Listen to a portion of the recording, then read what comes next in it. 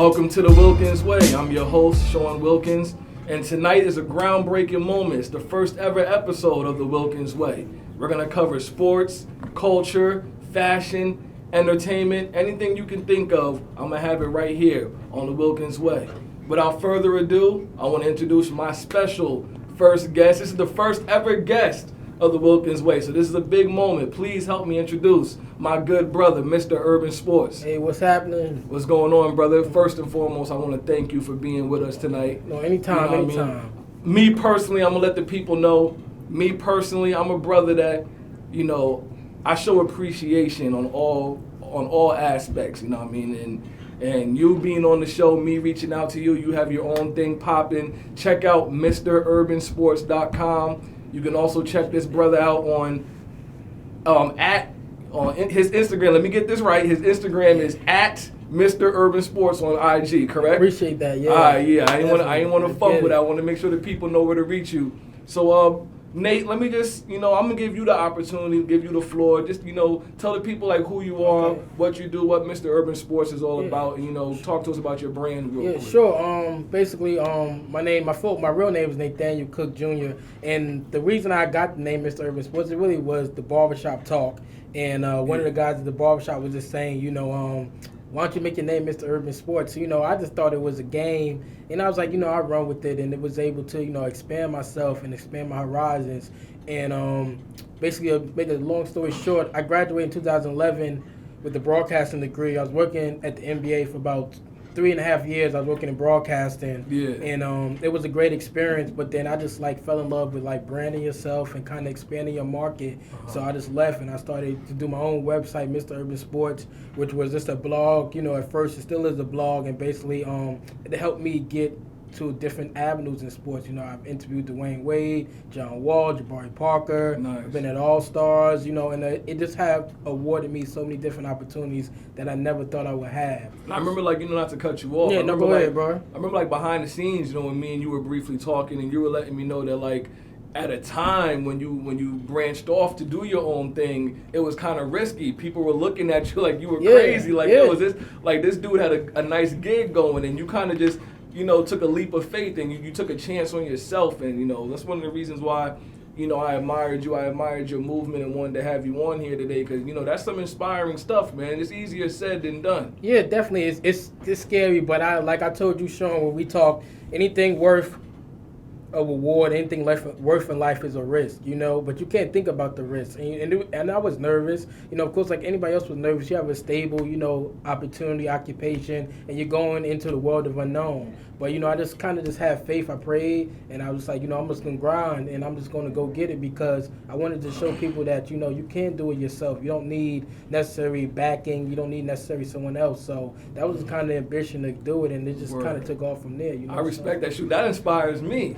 Don't get it twisted. I know people going to look at this and, think I'm some brother doing my own thing. And, I'm trying, but guys and you doing your thing too. But you're the inspiration, bro. You know what I mean? You inspired me.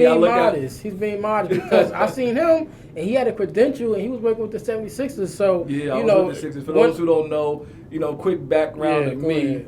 Not to cut the brother off, but, I've been in the sports media field for a couple years now. This isn't my first, go around. This isn't my first rodeo, so to speak.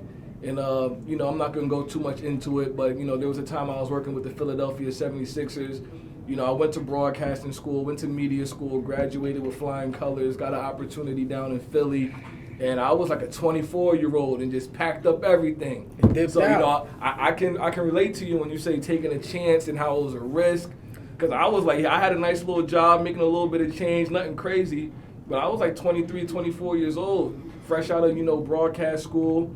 And I got an opportunity working in Philly. Actually, at first, because, when I moved to Philly, it was during the NBA's lockout season. Yeah. So 2000, I think it was 2011, 2012. So the NBA season didn't start till Christmas Day. So I moved out there in September, October-ish. I think it was September. So from September to December, I was working for this company called the Sports Network. Okay. And a lot of people haven't even heard of that, but if you're in the sports world, you might have heard of it. Their television base is in Canada, but their corporate base and and like their business marketing base is in Hatboro, Pennsylvania, some crazy town like that. So I was a statistician / news contributor. You know, I think they gave me some fancy title to make me feel good. I was really a statistician the whole time. But excuse me, you know, God willing, the 76ers called and I had that opportunity and I ran with it. So I was out there for a year and change, and you know, long story short, ended up coming back to Jersey, which is now brings me right here doing my own thing. But I'm still in the field. I still talk to people. I still have, you know, as you know, when you work in this business, you know, I mean, you meet people, friends or foes. You make your connects. And I'm out here grinding, man. I'm trying to be like you. No, you know, and that's the thing about, like, we was talking about that last week. It's all about unity. You know, it's about unifying it, because that's the only way it's really survival. You know, and not enough brothers in this industry are doing that. We're gonna touch on that. Yeah, we're gonna touch on that, right? Because I'm not trying to name drop. No, we're not gonna name drop, but we're gonna talk about that because that's something that's really missing in the game right now. Is that unification, man. And we need that. Absolutely. But you know, I don't know. We don't have too much time today, and I want to touch as many topics as we can. So we're gonna jump right into it. Let's get it. NBA Finals. Crazy. June 4th, next Thursday. Yes. Where you watching it at? I'm probably gonna be at the crib. I'm not gonna lie, you know. All right. I do the sports bars on like Game 7. You know, it's a lot of excitement. But the first couple, I gotta just chill, on the couch. I gotta analyze it exactly. I gotta see what's going on. Like a boxer, the first 2 rounds, you gotta feel it out. So I'm gonna be at the house watching the first couple games. You know, I don't know who I got. Steph Curry with the pot. Steph Curry with the pot. This huge season that he's had. I mean, first of all, you know, quick side note, him winning MVP was incredible. Yeah. I personally, I know I'm in a minority field when I say this, but personally, I thought it should have went to James Harden. Okay. I don't know how you feel what about that. What about last night, though? Hey, and that's what everyone's hitting me with on Facebook. I'll give everybody my Facebook and Instagram later, but Facebook and Instagram, everyone's been hitting me with you said Harden should have won MVP. Well, Harden just lost to Curry, so I'm like, listen, we all know Curry has the better team. Yeah. I mean, that's my opinion. He does. I mean, I think that's a fact. Harden's out here playing with, you know, 48-year-old Jason Terry. He's getting 35 minutes a night. He's playing with Trevor Ariza, whose best season in the league has been like a 13, 14-point season. Yeah. He's playing with Dwight Howard, who been in the league, 12 years, never developed more than 2 post moves. I don't know what Patrick Ewing was teaching him down in Orlando. And I think that's one of the reasons Pat hasn't got a full-time coaching job, because 110%. They're saying, look, you have Dwight and he hasn't developed. How can you develop an entire unit of players? I think that's one of the knocks against them. And I don't know if it's just me, but Dwight Howard doesn't even look motivated anymore. I don't know what's gotten into this brother. To me, he never was motivated. I think he was just such a physical force.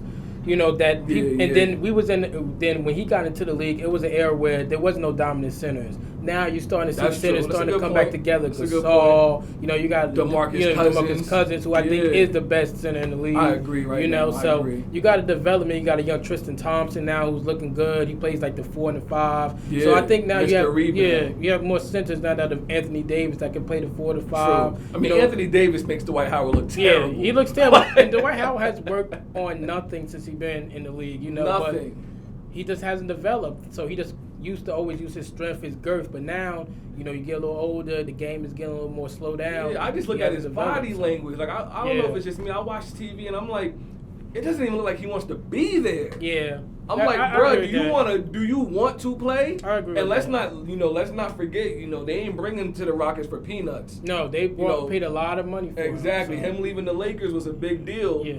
And him coming to the Rockets, I mean, don't quote me on this. I don't have my exact stat, but I believe he's getting like 14, 15 mil a year. I think he signed like a 75 mil, something crazy.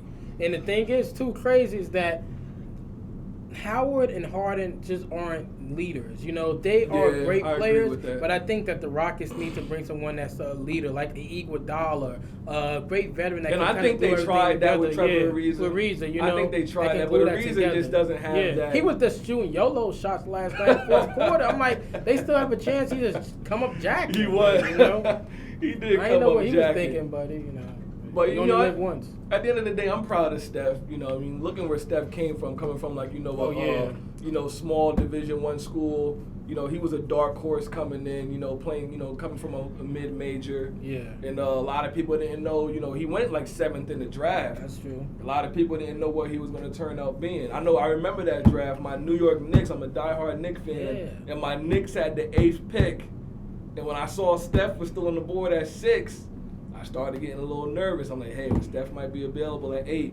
But, Golden State got him, and the rest is history. And the thing about that, though, that I don't really going crazy over is that you don't know how these guys are going to develop. You could get a Steph Curry or you could get a Greg Oden. You know what I mean? True. So it could have been reversed. Look at KD and Greg Oden. Yeah, look all the hype he had. Look at Portland's kicked themselves for not taking Portland KD has number 1. Greg Oden, Brandon Roy, all these guys have just been hurt, and it's just that's how the dice roll. Mm-hmm. I don't really take that into account of looking at management, general management, and the thing too is quick side note, what the Bulls did with Tom Thibodeau today was crazy. Oh my God! You don't let go of Tom Thibodeau. Not at all. Because here's my thing. A lot of Bulls fans, I saw on social media today, like, yeah, Thibodeau's a bum.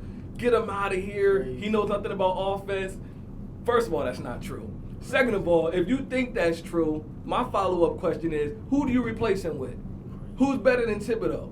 As far as I'm concerned, Thibodeau came and changed that whole culture around. He changed. He brought the Celtics their title. Yeah, because when Vinny Del Negro was coaching the Bulls, they didn't play a lick of defense. Yeah, he was a defensive architect behind the Celtics when they won the title for years ago. With Ray and Paul Pierce and Rondo KG. and all those guys. Absolutely. So I think that he definitely got a raw deal, but teams are going to be jumping the line up to try to get a taste of him because he's a great coach. I already hear that the Pelicans want him. I hear that Orlando wants him. I just hope he doesn't do anything stupid like I don't want to see him go to the Utah Jazz. No, I don't. No, Tibbs too big for that. Yeah. And I like Utah. They got a nice young group. Yeah, Utah's a nice little nucleus. I like all those guys. I like Trey Burke. Yeah, Trey Burke, Hayward. He hasn't been turning up like I thought he would in the league. Averaged 12 points his first 2 years. I know he was battling injuries. Yeah, but I like that young team. Even the dude Exum, young boy from Australia. Yeah, I like him. I like him. I like Burke. I think they got to deal one of them if they want to really, solidify themselves. Yeah, I didn't understand that drafting Exum a year after drafting Trey Burke. I didn't quite understand that. You guard heavy. So. Yeah, to me, that was them telling Trey Burke, we don't believe in you. Yeah, exactly. You wouldn't have saw the Chicago Bulls draft the point guard right after they drafted Rose. Yeah, that's you know what I'm saying? So, I don't know. And, segueing off the finals, you can't hate on LeBron and what LeBron's doing. This is LeBron James' 5th straight trip to the NBA Finals with 2 different teams. You can't hate on that.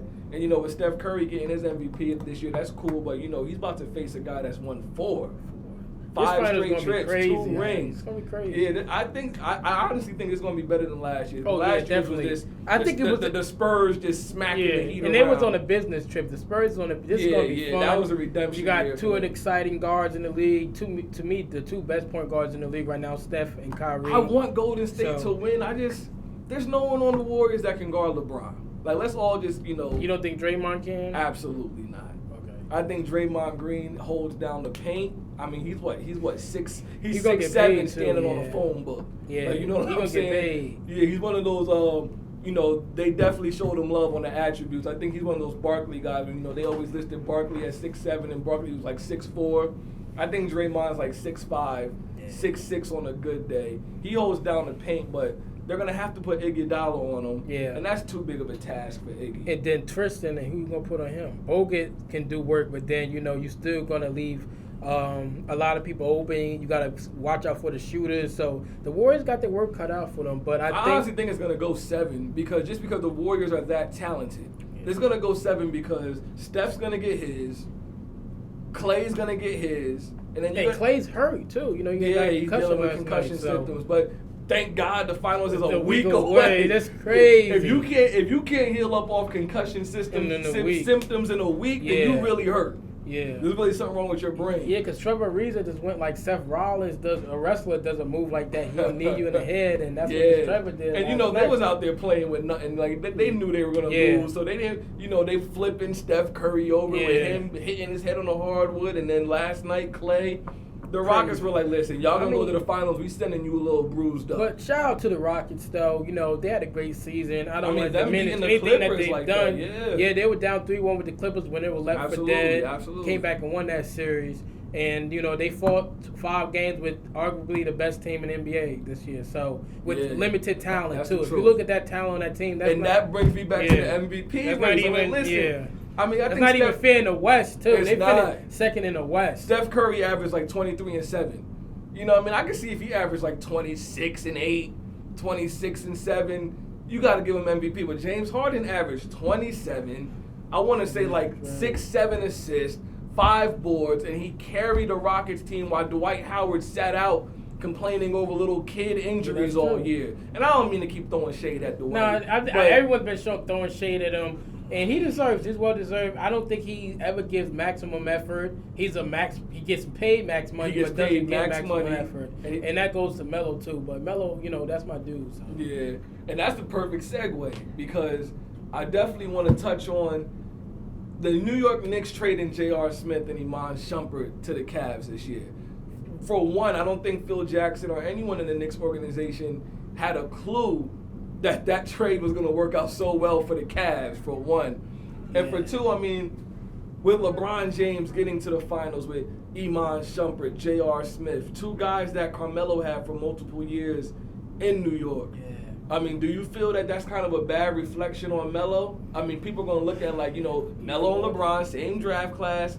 LeBron, I mean, is light years ahead of Melo as far as, accomplishments in the league, MVPs, championships. But do you think that's a testament to LeBron, or is that more of a knock on Melo being, man, like this guy gets to the finals with these dudes. Melo can't even crack the playoffs. You know what? The thing is, it's crazy because I think that it's not Melo's fault. Look, Melo and LeBron, and I'm gonna say it again, I say it all the time, are 2 different players. Because LeBron, when J.R. Smith and Iman Shumpert came to Cleveland, LeBron knew that his game can tailor to their game. Yeah. Melo games that doesn't tailor to their game. J.R. Smith needs a ball to be effective. Melo needs a ball to be effective. And I think they give J.R. a green light. Yeah, they do. They're like, J.R. loves it, And because when J.R. would jack up 2 shots in New York, he was getting pulled. He was getting pulled. So he got that green light now. And then the thing about it is, too, players are going to be hyped to play with LeBron because he's a joint of this era. True. So players going to want to be on the A game because they want to get the blessing of LeBron. So at the end of the day, Melo is not saying that Melo is not a great player. I think Melo is one of the greatest scorers ever this game has ever seen. But playing with LeBron is a different mystique, It's just let's just keep it real. LeBron James is a better player. Yeah, he is. I mean, I hate when people have, he's an all-around better player. They came to the league at 03, and I think that argument kind of died around like 08. I think the only thing Melo has ever had over LeBron, and I don't know if you remember this, his rookie year, he made the playoffs and LeBron didn't. And I think Melo got jerked for Rookie of the Year. I think Melo averaged like 21 and made the playoffs. Yeah. LeBron averaged 20, missed the playoffs, in the East, but he was the hype machine. They were building him up to be the new face of the league. And the crazy thing too is, Sean, you know what? People say, well, the East is weak. These haters of LeBron to me are just out of this world. Yeah. He can do nothing right in their eyes. I'm not the biggest LeBron fan, but at the end of the day, I had to give it up. Yeah, you got to tip your cap off. Dude is in his 5th straight finals. Right now, my only knock on LeBron is his finals record. I mean, he has 2 championships and I believe like four losses. Yeah. He lost, I mean, and like I was saying before, the comparisons with him and Melo, I think that stopped around like 06 when LeBron brought Boobie Gibson to the finals. Yeah. When LeBron carried Boobie Gibson and Ilgauskas and who else was on that team? Monte Williams. They were terrible. When LeBron brought them to the finals, the whole LeBron, Melo, who's better, that conversation was thrown out. Remember Donnell Marshall? Donnell Marshall was on that team. Ilgauskas was like 38. And he carried them. Yeah. And I think that was special, too. And I think it was special what he did. And I think that if you're going to respect AI carrying the Sixers to the East, True. Good point. And the East to the Lakers, you got to give LeBron his props. Good point. Like I said, that's my only knock on LeBron right now. The finals record, his first year in Miami when Dallas beat them. That was unacceptable. To me, that put a huge knock on LeBron's legacy because there's no way that LeBron went through that thing where he was playing hot potato with the ball. Every 4th quarter, he didn't want to touch the ball. I thought that was crazy. I'm like, I think him and D Wade were still having that struggle, like whose team is this? But that's not even a valid excuse to me, because if you're LeBron James and you left your hometown to run down to another man's team in Miami, I think we all, are assuming it's your team now. And you know what the thing is? The thing I was mad about LeBron in the finals against the Mavericks was that, not that he didn't show up, but he just didn't try. Like James Harden last night, he didn't show up, but you can't never doubt the effort. He was like, I'm turning the ball over, but I'm still going to try to the rack. I'm going to do what I have to do. Yeah, exactly. LeBron would just like freeze up. Yeah. And that's one of the biggest problems. And a knock on him is he's not clutch. Yeah, and the thing is, Jordan would never have done that. Magic would never have done that. Jordan and Magic would have never ran to another man's team, first of all. They would have been let's be clear with that. You know what the thing about that, Sean, is going to another team, and that's true, but we live in a different climate now, Yeah, I understand. And I understand that, and I know that's always going to be a knock on LeBron, but the biggest knock I have is just that sometimes he just freezes up. And Jordan, all the greats, even if they go 0 for 30, they shooting 30 shots.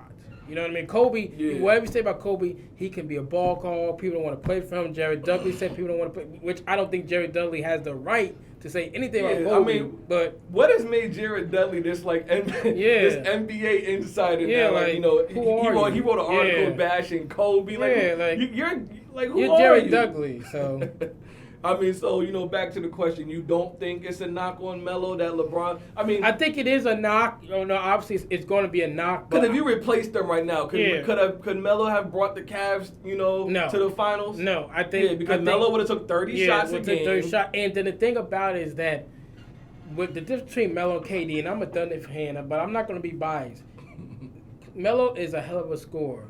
But he has to shoot so much in his shot selection. If you look at KD, KD can get 30 on 10 shots. Steph can get 30 off 10 shots. All the great scorers can get it off limited shots. Melo is not a rhythm shooter. He has to continue to hog the ball. He slows down the offense. And Melo's not as he slows agile down. He slows down the offense. He holds the ball, and everyone just start looking around. I'm a diehard Knicks fan. I'm a diehard Knicks fan. Y'all gonna be good. You guys, But here's my thing though, and don't get it twisted.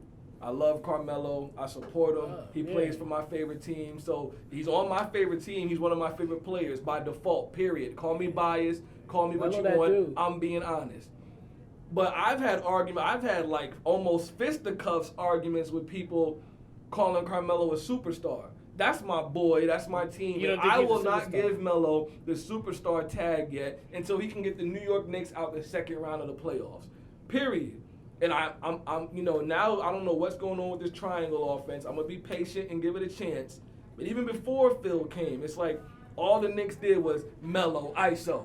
Melo get the ball on the block. Okay. Melo does his little shimmy shake. And the four players on the other side of the court watching while Melo calls ISO, and Tyson Chandler would slap back his rebound, okay. And that's how Chandler was getting 12 rebounds a game. Now, Sean, are you mad that Derek Fisher didn't flop and lose those games, and then you guys got the 4th pick? Would you rather have lost those games at the end of the regular season to get Towns or Absolutely. Do you think Fisher should have just tanked? No, but at the end of the day, that's why I don't like that stupid, lottery, lottery balls concept that the NBA has. I think the NBA needs to adopt what the NFL does. The worst picks. The worst team gets the first pick and run it in order. If teams want to tank and if teams want to blow games, that's on them. Marquee free agents are not going to want to go to a team that they see that the organization is cool with blowing games. But what, Sean? It's a bad product because people are still paying for the product. And that's the point where that leaves me because say like Sean, the NBA says next year, okay, guaranteed the worst team in the NBA every year is going to get the first pick. Now you're saying, okay, teams are going to design themselves to be bad. But that's what the 76ers have been doing the past 3 years. Yeah, exactly. And they're still terrible. They are, but they got a hell of a lot of draft picks. So hopefully, they got the number 3. Yeah, got the number 3. They got several firsts coming in the future. I like Noel. I think he's developing. I don't think they got rid of Michael Carter Williams. I'm not saying that was crazy. Carter Williams is a franchise point guard. That's the definition of tanking. Tanking. You just gave the guy won the Rookie of the Year last year, and you trade him to Milwaukee for nothing. I mean, I forgot who they got for him. I think it was a 3-way trade, and they got the dude, the third string point guard from Houston. Isaiah Cannon. Isaiah Cannon. He was the Sixers starting point guard to finish the season. So, I mean, you just traded away a potential all-star for Isaiah Cannon. And the thing is, too, it's a rich history in Philly. Proud city, proud basketball town. Absolutely. They don't deserve I was that. there. You know, they don't deserve I was there. that, I was there when Philly had a great year. That lockout year, I think. Look at all the greats. Philly had like the number 2 seed in the playoffs. All the greats. Year. Moses, Doctor, AI, Mo Charles, all the greats, and they don't deserve that. So they need a better effort from Sixers to do that. Because I think flopping is just a bad reflection on the league, It's like you can't try to be good. So you're just going to turn around and be like, we just going to suck like hell. And it's hard to convince 12 grown men to do that. To be bad. It's hard to purposely be bad. It's hard to convince 12 grown men to be like, all right, listen, guys, here's the game plan. We're going to suck on purpose. Ready, break. You know what I'm saying? Like, dudes are going to be looking at you like, hold up. Like, I've been a winner my whole life. High school, college, AAU. I'm not coming here to lose. Yeah. I don't get paid a dime to play sports. I play ball recreationally, and I want to win. I don't care if I'm playing 2-on-2 at the park with some high school kids. I want to win. It's pride. So, you're paying these guys multi-millions of dollars. It's hard to tell them, listen, we're going to tank this season, and you might not even be here next year. Who knows if we're going to trade you, release you. If a guy's on his contract year, he's going to go hard every night. He don't want to hear, I got to tank. I just hate to see the proud franchises doing it, Like not the to say Celtics. nothing, but if the How Jazz, the Celtics the Kings bad do it every year. The Boston Celtics ain't supposed to be bad every year. No, but the Celtics, they got Brad Stevens. He's doing his thing out there, I love the way they were just real combative with the Cavs. It's like, we know you guys are superior and talented. We know y'all about to grind it out. And they gave the Cavs a run for their money, even though they got swept. They was very competitive. I'm real happy to see, the Celtics turn around, and Brad Stevens is definitely the guy. I agree. I mean, and piggybacking back on, before we mentioned like Tom Thibodeau and, a lot of these coaches in the league. Tom in Chicago. Yeah. I'm interested to see what Chicago's about to do with and that. That's going to be that's going to be an interesting next couple months. Yeah. Your Butler, you got to take care of him. So, teams going to be throwing everything. I heard that, I don't know how true this is, but there might be a little rift, a little beef between Butler and Rose. Yeah, it is, because it's Butler's team now, and Butler and Rose don't want to hear that. He's built the equity. Rose is a former MVP, and you don't want to hear that. Yeah, but it's just like Rose. It's like the girl that sometimes pick up the phone. You can't guarantee on her. Like, you don't know what Rose is gonna bring. Butler's guaranteed. Butler's guaranteed 80, 82 games. So Rose, you don't know. He breaking an ankle. He twisting the knee. So God forbid, I don't want to see him go through any more of that. But that's just been his story the past 3 years. Yeah, But like I said, on the whole coaching tip, like, I don't know about you, but I was watching last night and I was watching them celebrate, and Mark Jackson, Jeff Van Gundy, and I think it was like it was Mark Jackson, Jeff Van Gundy, and Breen, whatever that guy is, whatever that guy's name is, Mike Breen, yeah. They were sitting there, and it seemed like Mark was had his humble face on. He ate a little humble pie last night, and I couldn't help but think, like, I wonder how Mark Jackson feels right now. Like, 1 year removed from being the Warriors head coach, they bring on Steve Kerr, a guy with no coaching experience, and he brings them to the finals his first year. Granted, Mark's roster, there ain't no big draft picks. There was no big free agent signings. Steve Kerr just brought Mark Jackson's roster over the past 2-3 years to the NBA Finals, 1 year removed after that, 1 year of that brother being removed from that position. Like, how do you honestly think Mark felt about that? I mean, of course, I think it was bittersweet. I think he was happy for the players, I think so, too. I think it's definitely happy for the players to reach, the climax, almost the climax of, their journey this year. But it's just like what Jay said one day, you made it a hot line. Well, in one song, you said you made it a hot line, I make it a hot song. Word.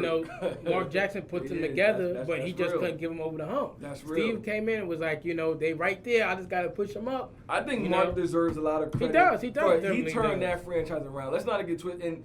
And Steph Curry even mentioned in his MVP speech that, his first couple years with the Warriors, they were sorry. They were trash, and they had a hard time keeping people in the arena. You know what I'm saying? And they had Rick Barry, and I remember this was maybe 2.5 years ago, Rick Barry went off on the fans because they were booing management. He was like, give them some time. Yeah. Now look, 2 years ago, And Mark Jackson came in, he got that offense rolling. I think Mark Jackson, deserves all the credit in the world for developing Klay Thompson, a guy that no one had on their radar coming out of Washington State. No. Golden State had their eye on him, drafted him, and he's an all-star right now.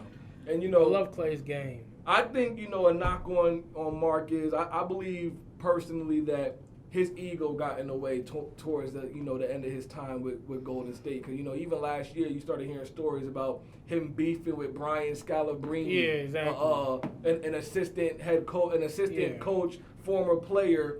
He became a distraction. I think, he was beefing with Scalabrine. They said that he was beefing with front office because he wanted to be a pastor in L.A. Yeah. So he wanted a private jet to go back and forth from L.A. to Oakland. And the thing is, look at the plays that Steve runs compared to now. Steph was just drained last year.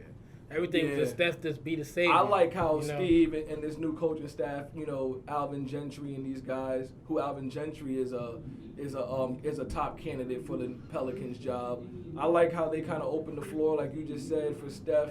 Me personally, what I like the most is how they challenged Steph and Klay defensively. Steph mentioned in a couple of interviews that Mark Jackson used to hide him on the defensive end. Mark Jackson would never let Steph guard the team's best point guard. Now, let me ask you a question. Do you think Mark Jackson will ever be able to lead a team to the front? Is he that type of coach? I believe Mark Jackson's a great coach. I believe that his philosophies helped turn down the Golden State organization. I just think that his ego got in the way. He started, his head got big, and personality-wise, Steve Kerr is the opposite. Steve Kerr, and apparently that's what that organization needed. I mean, they went from first round, second round exits to the finals, with just replacing the coach. No players, the same roster. So you got to, give credit where credit's due. I believe Mark would be a great coach for a team like Chicago. I wouldn't mind seeing him get the Bulls job because Thibodeau kind of already implanted that defensive mentality with the Bulls team. You got guys like Joakim Noah who won't accept anything less from the Bulls. No matter who the coach is. Is he washed up? I hope not. I think Noah's Noah. He's not going to be a good offensive player ever in his career. I don't think that's his game. But defensively, vocal leader, presence in the locker room, he brings you that. Yeah, so I think, a big knock on the Bulls is Tom Thibodeau didn't have them rocking on the offensive side. And that's where a guy like Mark Jackson steps in. And Mark Jackson might take a Derrick Rose and elevate his play. Take a Jimmy Butler, elevate his play because they're just not a good offensive team. It seemed like, even before the emergence of Jimmy Butler, when Rose didn't have it going, I mean, the Bulls were struggling to give you 70 points. Yeah, they've always been offensively, just stagnant. And it's just that's the problem with them and when they get in the playoffs in these matchups. Defensively, they're there, but they go to these segments, these 7, 8, 9-minute periods in the game where they just don't score. Yeah. In the playoff basketball, you're not going to win like that. Yeah. You're not going to win like that. And I think they need to model themselves after the Spurs. The Spurs lock in, but they also score. Absolutely. In playoff basketball, you have to put the ball in the basket, and that's what the Grizzlies face as well. These defensive-minded teams is that they so much of lockdown defensively, but then on the offensive end, they go to these spurts where they don't score. Yeah. So if you're playing a Warriors team, you're not scoring in 7 minutes, you're not going to be able to keep up. They score too easily. I agree with that. We're on the same page. Yeah, with definitely. that. I agree with that. Shout out to the Grizzlies too, the Grindhouse in Memphis. Yeah, I like what they did. Same old story with them. Second round, conference finals. They just can't never. They're just a team that just can't never get over that hump. And they won't, because they're only getting older. And they cool. They're like, okay, older. Yeah, we know that. I think Marc Gasol's gone, so they're not going to get over the hump. Yeah. But they are a team that they play hard. They play hard. And imagine if Gasol goes to the Spurs. You got Leonard and Gasol. I'm hoping he goes to my Knicks, but that's just me. That's just me being in the fan club right now. Realistically, he probably won't, but it would be great to see him in the orange and blue. Yeah, but the only reason he won't go real quick because y'all don't have the funds. But I think Gasol would have been great for you guys. I think we do have the funds, if I'm not mistaken. Because I'm sorry. Yeah, because that was the whole thing that Phil was doing this year with moving JR, moving Iman. Oh, you're right. Not bringing back Tyson Chandler. But they're gonna bring in Russell probably. You think they're going to bring in Russell from Ohio State? We're either going to draft Russell from Ohio State or Emmanuel Mudiay. Yeah, you can't see no highlights of him. That stuff is frustrating. Yeah, I mean, I told a buddy of mine, like, I'm not impressed with 7 games in China. Yeah. I'm sorry, like that's not even the Euro League. No, I'm not. That's not even a great body of work. I can give you 8 and 5 in China right now. Yeah, like I'm not impressed with. I give you 2, probably 2, but that's still something. I'm not impressed with 7 games in China. That's just me, man. I don't believe all the hype with these guys coming out. You know, Brandon Jennings did the whole skip college, go overseas, and you know he turned out all right. But I think that's 1 in a million. I wish the Mudiay kid well. I'm hearing that the Sixers want him at number 3. Wow, so nice. If we can land Russell at 4.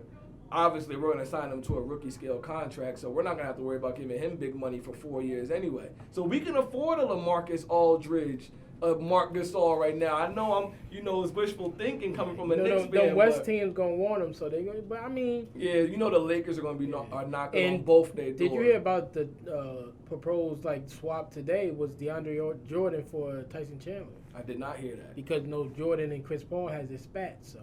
And Chris Paul, I can go on for years. He yells and he belittles teammates, and that's not what a leader is, Recently on Facebook, I put up a post, showing my displeasure with Chris Paul. Most overrated player I believe he's league. hired. Thank you. You took the word. Yes. And people can go see my post. Yep. I made this post about a week ago. I think he's the most overrated player in basketball right now. He can't even get out the second round of the playoffs. He's up 3-1 and can't put his foot on a mediocre Rockets team's neck. And the thing is, it's 2 reasons why I say he's not elite. First reason is that he hasn't got past the second round. And everyone says, well, the team around him, right? People forget New Orleans, he's with David West when David West was 20-10. David West was an all-star. Still couldn't get past the second round. This year was up 3-1, still couldn't get past the second round. And don't give me the small man argument. Ayaz is a small man. Isaiah was a small man. Yeah, I don't want to hear that. He doesn't have that dog in his heart. He doesn't. Steph is a small. He doesn't have that dog in him, man. He doesn't have the dog in him, and the thing about it is that the media has always put him on a pedestal, so he always gets a pass. He's a great guy on camera. Always has his son on the podium. That has nothing to do with your State game. Farm commercials. I don't want to see any more corny State Farm commercials until Chris Paul can get out the second round of the playoffs, man. Period. Second round of the playoffs, and he's not. And every point guard has been out that you consider elite, even mediocre. Jeff Teague, Mike Conley has been out. Both of those guys that you would say Chris Paul is way better in, they both have been to conference finals. Yeah. Chris Paul hasn't. So Bumpy, I'm about to put you on the spot. Let's go. Finals picks on the spot right now. You don't got time to think about it. Game 7 is going to 7, and I think the Warriors gonna bring it back home. You think the Warriors gonna edge them out in 7? 1975. At home. At home. They are great at home. Steph get the Finals MVP. They are great at home. To just paint the picture of a beautiful season for Steph. MVP, world champion, Finals MVP. And I think that's how the story. Wouldn't that be something? I mean, he could ride off to the sunset after a season. But it's really this Finals is gonna be so good because you have the hero and the villain. Steph, the family man, the hardworking kid. No one believed in. No one was scouting. Built his equity up. Bust his butt. And the white media love them light skinned boys. So LeBron, the guy egotistical, has been the man since he came out of his mother's womb. Not grateful, LeBron's the hype machine. It's literally it's David good versus for Goliath. evil, It's literally David versus Goliath. You got so many people. People hate Kevin Love. People hate Kyrie for his game. People always hated JR and Iman for what they did in New York. So you got the beloved Warriors. Everyone loves all those guys. I think it's going to be a contest. And then it's just the underdog story. People want to see the Warriors, for one, win a championship for the first time since 1970 something. Yes, sir. And for 2, LeBron James has been here 5 straight years. People just enjoy watching LeBron being thrown off the top of the hill. Exactly. And I think that overshadows people understand his greatness because people we just want to see him instead of respecting him, saluting him for just getting 5 state finals. You know what I mean? Yeah, absolutely. Me personally, I'm gonna say now you the host, so I'm putting you on the spot. Who you got? On the spot right now, no time to really think about it. No time. I'm gonna say Cleveland in 7, and I'm gonna say on the road. I'm gonna say this is a staple on LeBron's legacy. This is a notch on his belt for him to win in 7 games, and Game 7 being on the road in Golden State in Oaktown, the Bay, where the Warriors are just so hard to beat, man. That's true. All season, including the postseason, it's been almost impossible to beat them at home, man. So I think if LeBron can go in there with no Kevin Love, with a banged up Kyrie, and go to a Game 7 and win it in the Bay. Kyrie got number. They gotta bring their A game. Yeah. For them to even get to a 7. Haters and praisers alike are gonna have to tip their hat to Mr. J. I'm never gonna call him king. I'm not going that far, but you're gonna have to tip your hat to Mr. James. If he can get, him bringing all role players to the finals. I don't know if you want to call Kyrie a role player or a star. He ain't a superstar, but Kyrie's an all-star. You don't think he's a superstar? Not at all. But Kyrie's an all-star. But let me ask you a question. He's an all-star. Who's the second best player in the East behind LeBron? The second best player in the East behind LeBron. That's a good question. You wouldn't think Kyrie Irving is. You wouldn't say Kyrie Irving. The second best player in the East? Nah, because I think Derrick Rose is better than Kyrie Irving.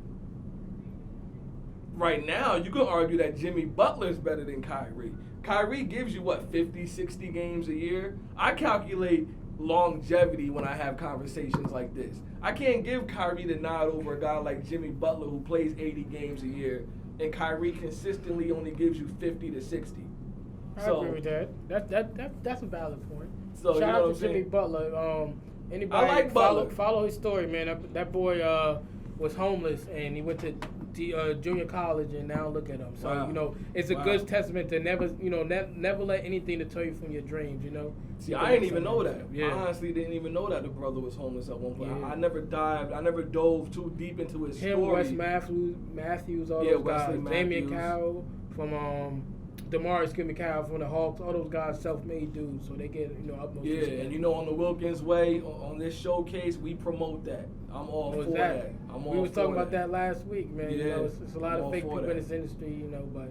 And we were speaking about the whole entrepreneurial thing, and just getting back to what you do, Mr. Urban Sports. You on Instagram at Mr. Urban Sports. His website is www.mrurbansports.com. And just plug away and let the people know what your movement is, what Mr. Urban Sports movement is all about. The movement is about giving it sports and style and trends to the people. Culture aspect. And the whole culture aspect.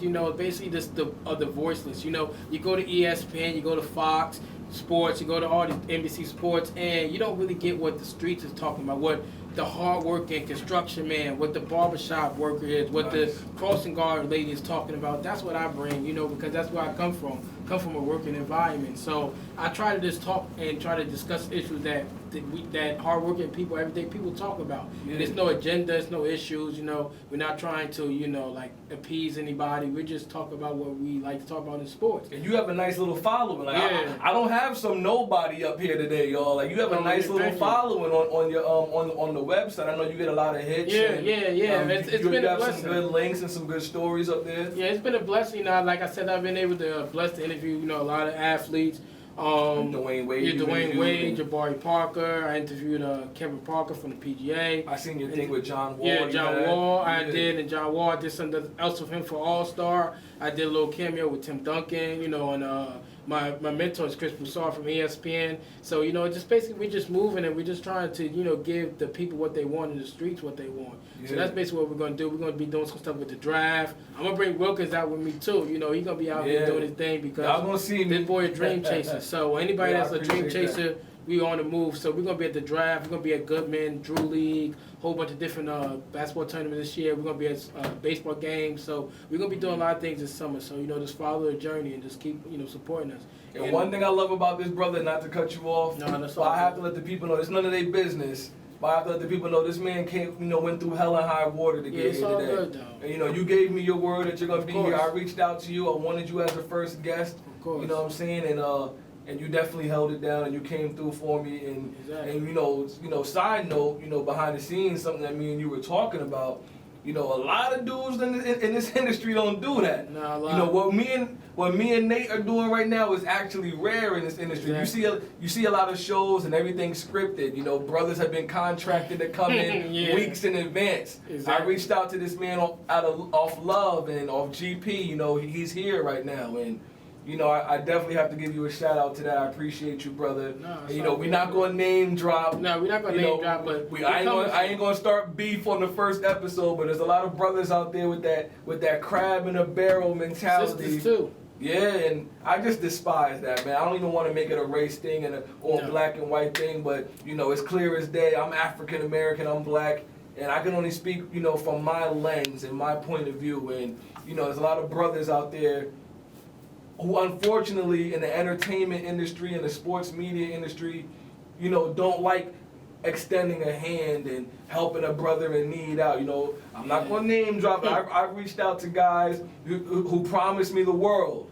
And they gave you what is it in Christmas, that coal, a bag of coal? Yeah, promised me the world, and I got a lump of coal. Yeah, lump of coal. I got a lump of coal in return, and I give people my word, and I'm there for them.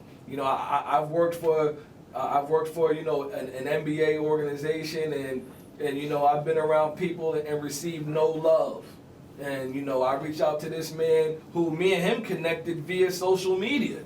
You know what I'm saying? Me and Nate, Mr. Urban Sports, we've connected on Instagram. I seen him out there, so he saw me out here doing my thing. I followed his movement, and I instantly became a fan of what he's doing. He's a young entrepreneur out here, and I got nothing but love and respect for you, brother. I personally want to thank you for coming out today, man. I thank you. This is the first guest on the Wilkins Way, so and I'm telling you, Wilkins Way in another Mr. year, Nate Cook some love. It's gonna be crazy. You're gonna have LeBron sitting here, KD, all these guys. Hey, I'll take it. He got the hustle. So I'm holding no punches, by the way. And I got a couple contacts of some pro ball players. And I'm telling guys straight up, you sit across from here, I'm holding no punches. I'm asking Mello, what up? Yeah, why couldn't you get JR? Why couldn't you get JR and Iman to the finals? What up? Was you with them shooting in the gym? Say, nah, Mello real dude. Though. Shout out to Mello and I love Mello. Team Mello family. Yeah, and I think real quick, I think the Knicks are gonna get over the hump. I appreciate Mello, coming back to the Knicks when he didn't have to. When the Chicago Bulls were banging on his door, the Houston Rockets were flying him in. The LA Lakers was all over him last summer. Obviously, the money aspect helped out. The Knicks could offer him the most money, but he didn't have to come back here. I appreciate Mello wanting to, kind of finish what he started, so to speak. When he was with Denver, he begged to come here. He begged the Nuggets to trade him to New York. Right. You know what I'm saying? All the Nuggets got for him was Gallinari and I think it was Ray Felton. Yeah. So. Mello came back to New York on a nice little hefty 5-year deal. I want to see him start earning that money a little more, but, I ain't going to count nobody's pockets. I appreciate Mello, so no shade. But LeBron's just a better player. It is what it is. Yeah, it is what it is, but Melo still paid. Got La, I think it's like he got La. I think it's like on his stat sheet. His life's going pretty well. He got scoring titles. I love you got to throw that on his stat sheet. Western Conference Finals appearance. 2 NBA, All-Star on 2 teams. He got La. You got to throw that on his list of accomplishments. I ain't mad at that. One of the real athletes out there. I ain't mad at that. Shout out to him too for going out to Baltimore. And all the different philanthropy things he does. Absolutely. He's a real dude. He's a real one. I seen Mello. When it comes to a social awareness kind of deal and something going on. All those guys, they deserve that respect. Yeah, LeBron threw on the hoodies for Trayvon. Mello went out, to Baltimore for Freddie Gray. So I love to see those brothers do things like that. Don't forget about the little people out here fighting and struggling Shout out to and going through family. it. Yeah, absolutely. Man, I wish we had more time, brother, but we're going to have to wrap it up for the first one. Again, shout outs to Mr. Urban Sports. Of course. Mr. Nate Cook, I appreciate you coming out. Nathaniel Cook, follow him on Facebook, Instagram at Mr. Urban Sports. His website, www.mrurbansports.com. Check that out for real. Yeah. And like I said, y'all, it's the first episode. This is a groundbreaking moment. My first guest. I appreciate you again, brother. One more thing. Shout out to my girl, Chris Yolanda, too, that do my website. Shout out to UC in New Jersey. Thank you very much for all the work you do on the back end.